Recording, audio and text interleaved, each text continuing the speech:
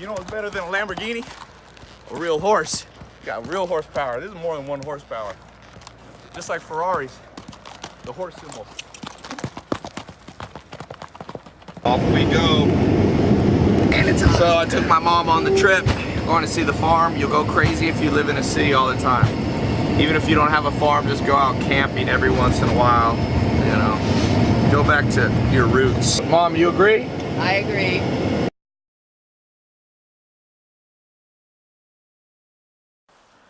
Goodbye city. Nap by the river. Can you hear it? That's the best sound. Right here is where I want to build a house. Look at this house site. That's the Appalachian Trail over there. Now you never want to build on top of a hill completely because of the wind. But the views are beautiful. I want to build the house completely off the grid. Solar. There's enough solar here. You got spring water on this farm, some of it.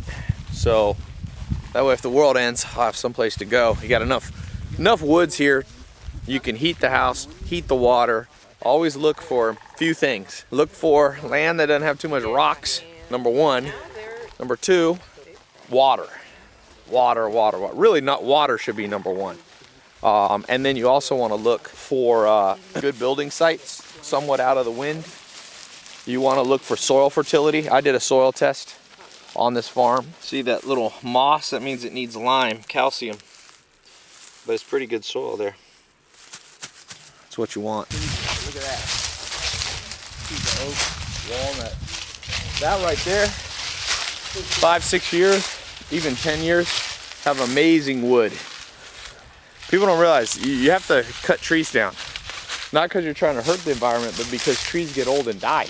If you don't cut that down, it doesn't let a new tree grow. When I used to live in a mobile home, big tree like that fell right through it.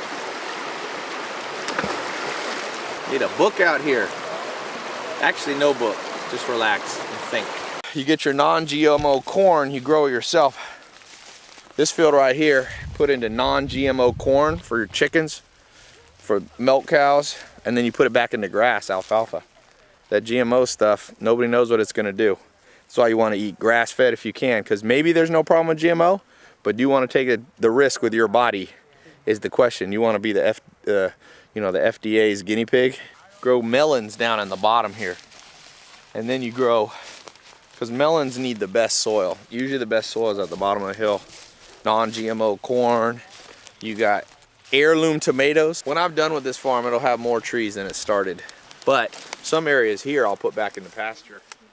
But some of the steep, poor soil areas, they never should have had cows on it. It doesn't grow grass, and you just destroy it. Cows are heavy on the soil. If I cut those trees down, that's about 8 acres. I'm getting ready to put 30 acres back into trees. So it'll still be a net gain of 22 acres. Good grass builds soil fertility faster than trees.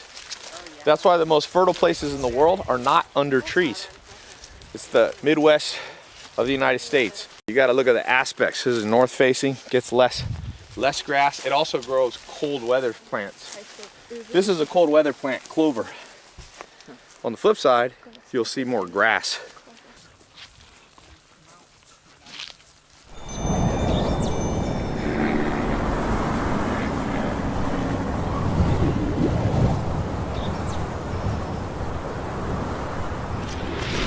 I want to show you what it means to give sweat equity. That if you don't have any money, start with sweat equity, meaning go work for somebody else, use your time, energy to make them money. That's what I did. I'm here at Joel Salatin, my first mentor's farm, and he said, if you want to work for me, you can live in this little cabin. And it didn't have a toilet. Well, it had a bucket. So, and it had no heat or no water. This was my bed right here. I had bunk beds because sometimes there'd be another guy working. And this was the toilet, the bucket. I bet you could still, oh, they changed the floor. There was a hole in the floor and the bucket was underneath. Nightstand here, and I put a cup of water in it to drink. And we'd sleep in sleeping bags. And when I woke up, it was always an ice block. That's how you know it's cold in the morning. You reach over, it's like the whole thing goes chunk. You can't start out at the top. You start out at the bottom. That's how the game goes. The natural order of things. Everybody say Thanksgiving starts early around here. Takes a long time for it to be ready for Thanksgiving. Just add water? Daniel, what do we have in here? Oh, 2,100 baby chicks.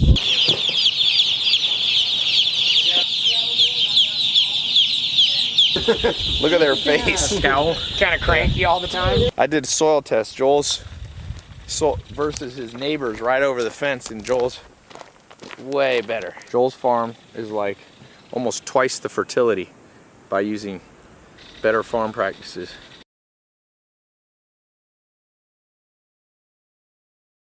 Hey, little guy. Let me touch him. Oh look, he's fresh. Just born. Wow. Can hardly walk. Hey, 5, 2, 3, 4, 5. What did I say? I'm a master. Still, I'm not in its flight distance. 3, 4, 5. This one's kind of tame. Right there, my hand got it.